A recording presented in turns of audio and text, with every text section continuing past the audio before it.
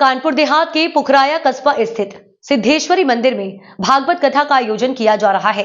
वृंदावन से पधारी विशाखा सखी व्यास गद्दी पर बैठकर भक्तों को कथा का रसपान करा रही हैं। तो वहीं प्रकाश नारायण और उनकी धर्मपत्नी पार्वती परीक्षित बनी। आपको बता दें कि 25 दिसंबर को कलश पूजन के बाद भागवत कथा की शुरुआत हुई। एक सप्ताह चली भागवत कथा का आज अंतिम दिन है। भागवत कथा के समापन पर आज कथावाचक विशाखा सखी ने कृष्ण सुदामा चरित्र की कथा सुनाई। भागवत कथा को सुन पंडाल पर बैठे सभी भक्त मंत्रमुग्ध हो गए। वहीं एक सप्ताह चली भागवत कथा को सुनने के लिए हजारों की संख्या में भक्तों ने भागवत पंडाल में पहुंचकर कथा का रसपान किया और अपने जीवन को कृतार्थ किया। वहीं भागवत कथा से समापन पर आज कृष्ण सुदामा के चरित्र को सुन भक्तों को आंसू नहीं रुके। तो वहीं व्यास गद्दी पर बैठकर कथा का रसपान करा रही विशाखा सखी भी अपने आंसुओं को नहीं रोक सकी।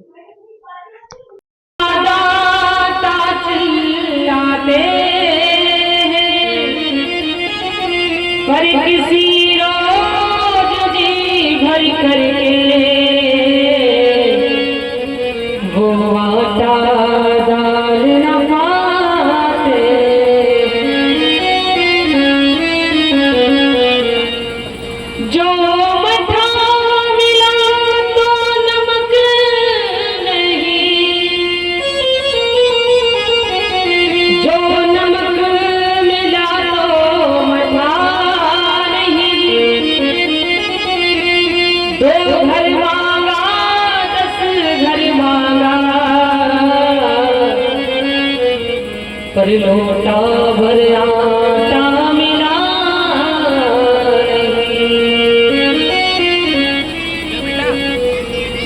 दिन भर बेचारे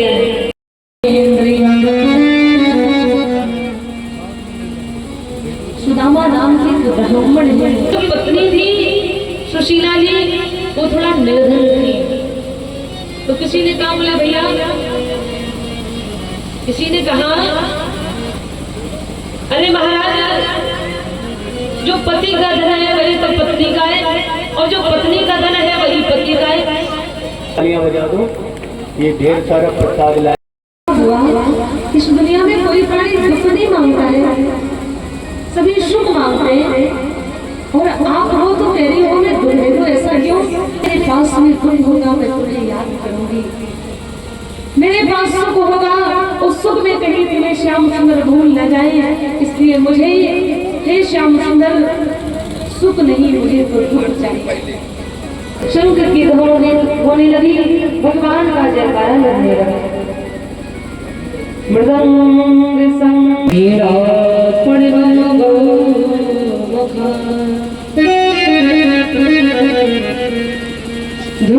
में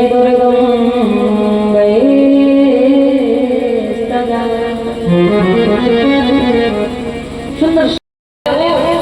तो क्या करना, जब भूख लगे तो आधे चना खा लेना। लकड़ियों को तोड़ने लगे और मैं लकड़ियों को बीन बीन करके रखने लगा। देखो भगवान